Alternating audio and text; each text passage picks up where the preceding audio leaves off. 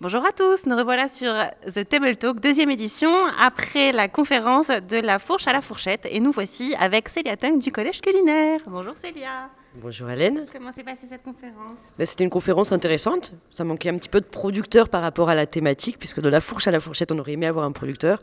Mais c'était sympa. Il y avait les distributeurs qui font quand même aussi un gros travail, puisque pour avoir des produits, il faut quand même qu'ils arrivent au restaurant. Il y avait des restaurateurs engagés, donc très intéressant.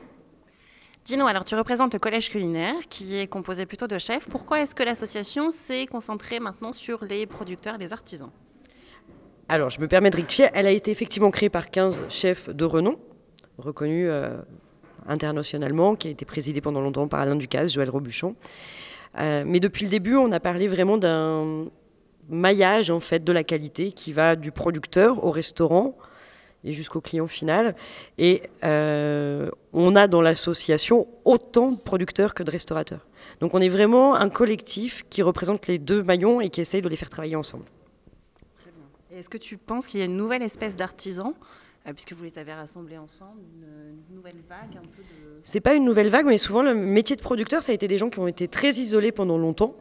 Et là, je pense que les producteurs sont de plus en plus connectés. Ils se créent plein de relations de producteurs de façon virtuelle. Et je pense qu'au Collège Culinaire, on les aide à concrétiser le virtuel avec du réel, puisqu'on essaie d'organiser pas mal de rencontres pour que producteurs et restaurateurs se rencontrent, que ce soit dans les deux sens, quoi. Et il se passe plein de jolies choses entre producteurs et restaurateurs, mais aussi entre producteurs. Tu es plutôt confiante sur l'avenir de ce métier et de l'agriculture?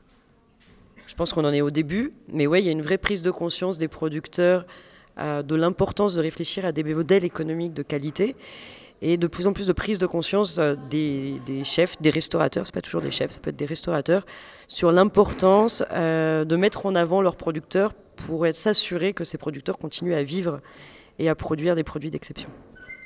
Merci beaucoup Célia, à bientôt pour la suite.